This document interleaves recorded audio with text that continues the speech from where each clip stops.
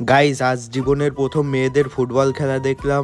এখন প্রায় দুপুর 2টো বাজে, তাই আমরা 3 বন্ধু মিলে বেরিয়ে পড়লাম ফুটবল খেলা দেখার জন্য। আর খেলাটা হচ্ছিল গারাপোতা কালীবাড়ির সামনে দিয়ে যে রাস্তাটা চলে যাচ্ছে ওই রাস্তার সামনে। তাই আমাদেরকে আসতে বেশি সময় লাগলো না, আমরা চলে আসলাম খেলার মাঠে। আর এখানে এসে দেখতে পাই তো মানুষের ভিড় লেগে আছে, আর ওই ভিড়ের মাঝে ঢুকে দেখতে পাই খেলা তো শুরু হয়ে গিয়েছে। আর এখানে এসে বেশিক্ষণ ওয়েট করা লাগলো না, দেখলাম গোল হয়ে গিয়েছে। আর খেলাটা হচ্ছে সেমিফাইনাল খেলা। আমরা তো প্রথম খেলাটা দেখতেই পাইনি। সাদা জার্সি গোল দিল, আর এই হলুদ জার্সি দেখতে পাচ্ছ এটা হচ্ছে বারাসাতের টিম। আর সাদা জার্সির টিমটা কোন জায়গার টিম আমি বলতে পারছি না, তবে অনেক সুন্দর খেলছে। দেখো এখানে আবারও একটা গোল দিয়ে দিল।